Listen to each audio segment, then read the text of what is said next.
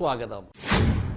ഇന്ത്യയിലേക്ക് പ്രത്യേകിച്ച് കേരളത്തിലേക്ക് എത്തിയ അറബ് വംശജർ മലയാളി സ്ത്രീകളെ വിവാഹം ചെയ്ത് സുഖമായി ജീവിക്കുന്നു, മക്കളും പേരക്കിടാങ്ങളുമായി. കോഴിക്കോട് ജില്ലയിൽ നിന്നുള്ളവരാണ് കൂടുതലായി വിവാഹം ചെയ്തിട്ടുള്ളത്, ചെയ്യുന്നതും. എന്നാൽ ഞങ്ങൾ ഇവിടെ പരാമർശിക്കുന്ന ഒരു വിവാഹം അറബ് വംശയെ യുഎയിൽ നിന്നുള്ള ഒരു യുവതിയെ വിവാഹം ചെയ്ത മലയാളിയെ കുറിച്ചാണ്. അറബ് കേരള സംസ്കാരങ്ങൾ ഒന്നിച്ച വിവാഹം, അപൂർവമായ ഒരു വിവാഹമാണിത്. സ്നേഹത്തിന് മുമ്പിൽ എന്താ പറയുക, നാടുമില്ല, രാജ്യങ്ങളൊന്നും പ്രശ്നമില്ല, രാജ്യം ഭാഷ അതൊന്നും പ്രശ്നമില്ല. പ്രണയത്തിന് മുന്നിൽ ഭാഷയും നാടും ഒന്നും പ്രശ്നമല്ല. രണ്ട് ഹൃദയങ്ങൾ പരസ്പരം മനസ്സിലാക്കണം, സ്നേഹിക്കണം. ഇത് പറയുന്നത് ഇക്ബാലാണ്, നിറഞ്ഞ ആത്മാർത്ഥതയോടെ. കാസർഗോഡ് സ്വദേശിയായ ഇക്ബാലിന്റെ ജീവിതത്തിലേക്ക് 4 വർഷം മുമ്പ് സഖിയായി എത്തിയത് UAE സ്വദേശിനിയായ ആലിയയാണ്. ഏറെ നാൾ നീണ്ട പ്രണയത്തിനൊടുവിലാണ് ഇവർ വിവാഹിതരായത്.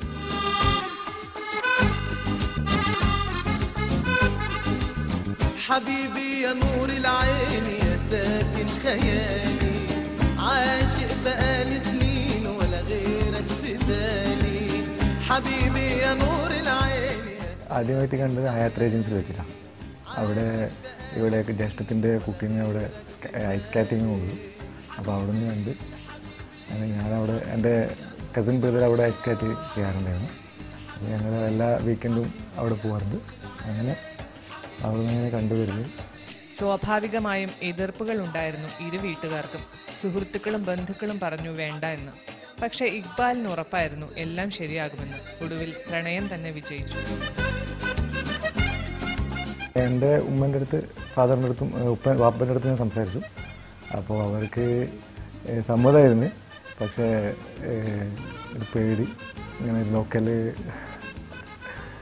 പിന്നെ ഇപ്പോൾ പറഞ്ഞു ഇൻഷാല്ല നോക്കാം എന്നുള്ള രീതിയിൽ.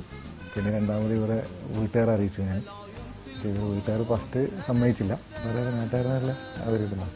എൻ്റെ ഫ്രണ്ട്സും ബന്ധുക്കളൊക്കെ പറഞ്ഞു എങ്ങനെയാണ് കഴിക്കുക, ഇവിടുത്തെ അറബിയല്ലേ, അപ്പം നീ എങ്ങനെ കല്യാണം കഴിക്കുക എന്നൊക്കെ പറഞ്ഞിട്ട് ഉണ്ടായിരുന്നു. പക്ഷേ ഞാൻ എനിക്കൊരു ഇതുണ്ടായിരുന്നു, എന്താ, ഞാൻ എല്ലാം അള്ളാഹിനെ അർപ്പിച്ചുകൊണ്ട്. പിന്നെ ഇടയ്ക്ക് പ്രശ്നങ്ങളൊന്നും ഉണ്ടായിരുന്നു, എന്നാലും എല്ലാം ക്ലിയറായി സോൾവായി. ഒരു വിശ്വാസം. ഇവിടെ വെച്ചിട്ട് റിസപ്ഷൻ ഉണ്ടായിരുന്നു ഇവിടെ.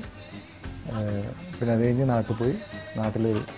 നാട്ടിലൊരു ഫാമിലിയും കുറച്ച് ഫ്രണ്ട്സൊക്കെ വിളിച്ച് നാട്ടിലൊരു റിസപ്ഷൻ ഉണ്ടായിരുന്നു. വ്യത്യസ്ത രാജ്യങ്ങളിലെ പൗരന്മാരുടെ വിവാഹത്തിന്റെ പ്രത്യേകത മാത്രമല്ല ഇതിൽ നിഴലിക്കുന്നത്. ഒരു രാജ്യത്തിൽ ജീവിക്കുമ്പോൾ അവിടുത്തെ ഒരു യുവതിയെ വധുവാക്കുമ്പോൾ ആ രാജ്യത്തിലെ ഗവൺമെന്റ്, ഭരണാധികാരികൾ കാണിക്കുന്ന സൂക്ഷ്മതയും ജാഗ്രതയുമാണ് ശ്രദ്ധേയമാവുന്നത്. ഭരണാധികാരികൾ പരസ്പര വിവാഹത്തിനെതിരല്ല. എങ്കിലും ഭാര്യയെ പോറ്റാൻ ഭർത്താവിന് സാമ്പത്തിക ശേഷിയുണ്ടോ എന്ന് അന്വേഷിക്കുമ്പോൾ പൗരന്മാരുടെ ഭാവി ജീവിതത്തെ കൂടി ശ്രദ്ധിക്കുന്നുണ്ടെന്ന സൂചനയാണ് അതിലുള്ളത്. ആർക്കും ആരെയും വിവാഹം ചെയ്യാം എന്ന സ്വാതന്ത്ര്യത്തിന്മേൽ കൈവച്ചുകൊണ്ട് നിരന്തരം വിവാഹം ചെയ്യുന്ന സാമൂഹികമായ അനീതിക്ക് പകരം മതപരമായ ചട്ടക്കൂടിൽ നിന്നുകൊണ്ട് വധുവരന്മാർക്ക് ഭാവിയിൽ സാമ്പത്തിക ഭദ്രത ഉണ്ടോ എന്ന അന്വേഷണം നമ്മുടെ ജീവിതത്തിലും പ്രായോഗികമാക്കേണ്ടതുണ്ട്. ചിലപ്പോഴൊക്കെ വിവാഹമോചനങ്ങൾക്ക് വ്യക്തവും വിശദവുമായ ഇത്തരം അന്വേഷണങ്ങളുടെ അഭാവം കാരണമാവുന്നു. വിവാഹ ജീവിതത്തിൽ ഉൾക്കൊള്ളേണ്ടുന്ന സൂക്ഷ്മത കൈമോശം വരുമ്പോഴാണ് ദാമ്പത്യ ജീവിതത്തിൽ കാറ്റും കോളും നിറയുന്നത്.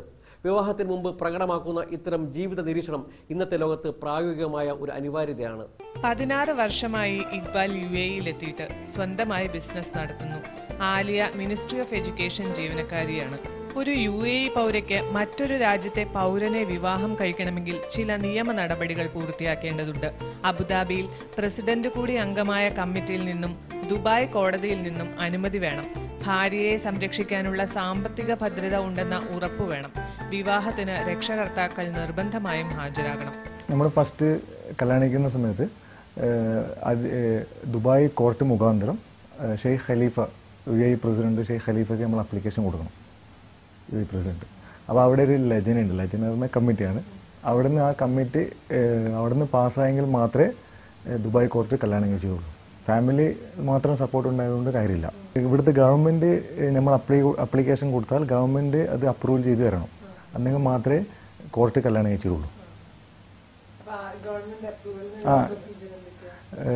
ദുബായ് കോർട്ട് മുഖാന്തരം ഏത് സ്റ്റേറ്റിൽ നിന്നാണോ നമ്മൾ കല്യാണം കഴിക്കുന്നത്, ഇപ്പോൾ സ്റ്റേറ്റ് ഉണ്ട്, ഷാർജ, ദുബായ്, അബുദാബി. അപ്പോൾ ഏത് സ്റ്റേറ്റിനെ കഴിക്കാം, അപ്പോൾ അവിടെ ദുബായ് ആ സ്റ്റേറ്റിലുള്ള ദുബായ് കോർട്ട് മുഖാന്തരം ആരാണ് സ്ത്രീകൾ കുട്ടീൻ്റെ രക്ഷിതാവായിട്ടുള്ള ഗാർഡിയൻസ് ആരാളുള്ള അവരെയും കൂടി അവിടെ പോകണം കാതീനടുത്ത്. അവിടെ പോയ ശേഷം അവർ അവിടെ നിന്ന് നമ്മുടെ അടുത്ത് നിന്നെല്ലാം ചോദിച്ചറിഞ്ഞ ശേഷം സമ്മതമാണോ കാര്യങ്ങളൊക്കെ അറിഞ്ഞ ശേഷം നമുക്ക് അതിനുള്ള കപ്പാസിറ്റി ഉണ്ടോ എന്നൊക്കെ നോക്കും. അവർ കല്യാണം കഴിക്കാൻ പറ്റുമോ, സാമ്പത്തികമായിട്ടും അവർ ഓക്കെ ആണെങ്കിൽ മാത്രമേ ഇവർക്ക് ഇവിടുന്ന് തോന്നിയെങ്കിൽ മാത്രമേ ഇവർ നമ്മൾ പേപ്പർ അക്സെപ്റ്റ് ചെയ്യുള്ളൂ. 1.5 മാസത്തിനുള്ളിൽ അതെല്ലാം ശരിയായി. ഒടുവിൽ ദുബായിൽ വെച്ച് വിവാഹം നടന്നു. നാട്ടിൽ വെച്ച് റിസപ്ഷനും. നാട്ടിൽ എല്ലാവർക്കും കൗതുകമായിരുന്നു. ഞാൻ കല്യാണം കഴിഞ്ഞിട്ട് 3 മാസം കഴിഞ്ഞ ശേഷം നാട്ടിൽ പോയിരുന്നു. അപ്പോൾ അവിടെ ഫംഗ്ഷൻ ഞാൻ പറഞ്ഞുള്ളൂ, ഒരു ഫംഗ്ഷൻ ഉണ്ടായിരുന്നു. അപ്പം നമ്മൾ 5 ദിവസം ഉണ്ടായിരുന്നു നാട്ടിൽ, 5 ദിവസം ഉണ്ടായിരുന്നു. ഈ 5 ദിവസവും വീട്ടിൽ എന്താ പറയുക, സന്ദർശകരെ കൊണ്ട് തിരക്കായിരുന്നു. എല്ലാ ആൾക്കാർ, കുറേ ദൂരമുള്ള നാട്ടിൽ നിന്നൊക്കെ ആൾക്കാർ കാണാൻ വന്നിരുന്നു വീട്ടിലോട്ട്. ഇപ്പോൾ ഇരു വീട്ടുകാർക്കും സന്തോഷം.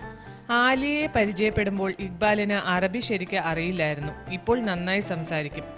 ബാപ്പയും സഹോദരങ്ങളും ഇംഗ്ലീഷിലും അറബിക്കിലുമായി ആലിയയോട് സംസാരിക്കും. പക്ഷേ ഉമ്മയുടെ കാര്യമാണ് പ്രശ്നം. ഭാഷ പ്രശ്നമാക്കുന്നുണ്ട്. പക്ഷെ ഭക്ഷണം, മുളക് കുറച്ചിട്ടുള്ള ഭക്ഷണങ്ങൾ ഉമ്മ സ്പെഷ്യലായിട്ട് വൈഫിന് ഉണ്ടാക്കി കൊടുക്കും. ഉമ്മ ഹാപ്പിയാണ്. ഉമ്മ കല്യാണം കഴിച്ചതിലൊക്കെ സന്തോഷമാണ്. പക്ഷെ സംസാരിക്കാൻ മാത്രം പറ്റുന്നില്ല. അത് ഒരു വിഷമം മാത്രമേ ഉള്ളൂ. ബാക്കിയുള്ള കാര്യങ്ങളൊക്കെ ഓക്കെയാണ്. ഈ രണ്ടാളും സലാം ചെല്ലും. ഇവള് സലാം ചെല്ലും, ഉമ്മ സലാം ചെല്ലും, അസ്സലാമു അലൈക്കും വലൈഹിസ്സലാം. പിന്നെ രണ്ടാളും ചിരിക്കില്ല. പിന്നെ ഉമ്മ ഇപ്പൊ കൈപ്പാലക്കുന്നൊക്കെ ചോദിക്കും. I didn't stay too much there and too long.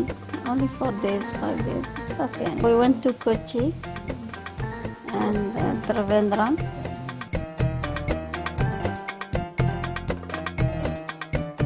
Hindi സിനിമകൾ ആലിയയ്ക്ക് ഇഷ്ടമാണ്. മലയാള ഭാഷ ഇനിയും വഴങ്ങിയിട്ടില്ല. എങ്കിലും 1-2 വാക്കുകളൊക്കെ പറയും. എന്ത് വിശേഷം? വളരെ വേഗതയിൽ ലോകരാജ്യങ്ങൾക്കിടയിൽ പ്രശസ്തമായ യുഎയുടെ വളർച്ചയ്ക്ക് വ്യക്തമായ ദിശാബോധം നൽകിയ ഭരണാധികാരികളുടെ മറ്റെല്ലാ പ്രവാസികൾക്കുമെന്ന പോലെ ഇക്ബാലിനും ആരാധനയാണ്. യുഎഇയിൽ തൊഴിൽ കണ്ടെത്താൻ 200ഓളം രാജ്യങ്ങളിൽ നിന്നുള്ള വിദേശികൾക്ക് വാതിൽ തുറന്നുകൊടുത്ത സംസ്കാരത്തോട് ബഹുമാനവും. അതുകൊണ്ട് തന്നെ സുന്ദരമായി ഈ രാജ്യത്തിൽ നിന്നൊരു ജീവിതസഖിയെ ലഭിച്ചതിൽ ഇക്ബാൽ ചാരിതാർത്ഥ്യം കൊള്ളുന്നു. ദുബായിൽ ബിസിനസ് നടത്തുന്ന ഇക്ബാലിന് പ്രമുഖരായ ഒട്ടേറെ സുഹൃത്തുക്കളുണ്ട്. വ്യവസായ, രാഷ്ട്രീയ, ചലച്ചിത്ര മേഖലകളിലായി നിരവധി സുഹൃത്തുക്കൾ. പക്ഷേ യുഎഇയുടെ രാഷ്ട്രപിതാവായ ഷെയ്ഖ് സായിദാണ് ഇക്ബാലിനെ ഏറെ സ്വാധീനിച്ച വ്യക്തിത്വം. ദുബായ് തന്നെയാണ് ഇക്ബാലിന്റെ പ്രിയപ്പെട്ട സ്ഥലവും. മലയാളികളെ ഇഷ്ടപ്പെടുന്നവരാണ് യുഎഇ സ്വദേശികളെന്ന് ഇക്ബാൽ പറയുന്നു. ഇവിടെ നല്ല സ്നേഹമുള്ള ആൾക്കാരാണ്. പ്രത്യേകിച്ച് നമ്മളോട് മലയാളികളോട് മലയാളികളെ ഒരുപാട് ഇഷ്ടപ്പെടുന്ന ആൾക്കാരാണ്. മലയാള കൾച്ചറിനോട് സ്നേഹമുള്ള ആൾക്കാരാണ്. ഇപ്പം ഇവിടുത്തെ അറബിയെ സംബന്ധിച്ചിടത്തോളം ഇപ്പോൾ കേരളം കാണാത്ത ആൾ കുറവായിരിക്കും. ഏകദേശം ആൾക്കാർക്ക് കേരളത്തിൽ പോകുന്നുണ്ടല്ലോ. അപ്പം നല്ല സ്നേഹമുള്ള ആൾക്കാരാണ്. ഗിസേസിലെ ഈ വീട്ടിൽ രാവിലെ 2 തരം പത്രങ്ങൾ വരും, മലയാളവും അറബിയും. ഇത്തരം കാര്യങ്ങളിൽ ഒഴിച്ചാൽ ആലിയയും ഇക്ബാലും ഒരേ സ്വഭാവക്കാർ തന്നെ. ആലിയയുടെ കുടുംബത്തിനും ഇക്ബാൽ ഇന്ന് ഇഷ്ടപ്പെട്ട ബന്ധുവാണ്. ആലിയയുടെ സഹോദരിയുടെ മക്കൾ വേനലവധി ചിലവഴിക്കാൻ ഇവിടെ എത്തിയിരുന്നു. ഒരുമിച്ച് പാട്ടും കളിയുമായി കഴിയുന്ന ഇവരെ കാണുമ്പോൾ യുഎഇയും ഇന്ത്യയും തമ്മിലുള്ള ചരിത്രാതീതമായ ബന്ധം നമുക്ക് ഓർക്കാതിരിക്കാനാവില്ല.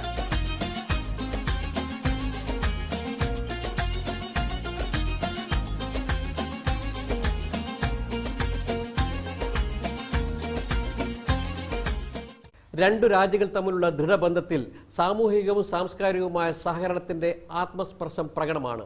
വ്യക്തികൾ തമ്മിലുള്ള ബന്ധം പോലെ തന്നെ ഊഷ്മളവും സുതാര്യവുമാവുമ്പോഴാണ് രാജ്യങ്ങൾ തമ്മിലുള്ള ആശയവിനിമയ സമീപനങ്ങൾ ശക്തമാകുന്നത്. ഇന്ത്യയും യുഎഇയും തമ്മിൽ കേവലമായ നയതന്ത്ര ബന്ധം മാത്രമല്ല ഉള്ളത്. ഭൂമിശാസ്ത്രപരമായ അതിരുകൾക്കപ്പുറത്ത് സാംസ്കാരികമായ സമന്വയമാണ് രാജ്യങ്ങൾ തമ്മിലുള്ള ഐക്യദാർഢ്യത്തിന് പിന്നിലുള്ളത്. യുഎഇയും ഇന്ത്യയും തമ്മിൽ ചരിത്രാതീതമായ ബന്ധമുണ്ടെന്ന് പറയുമ്പോൾ സാമൂഹ്യ സാംസ്കാരിക വ്യക്തിബന്ധങ്ങളുടെ ചരിത്രമായി അത് മാറുകയാണ്.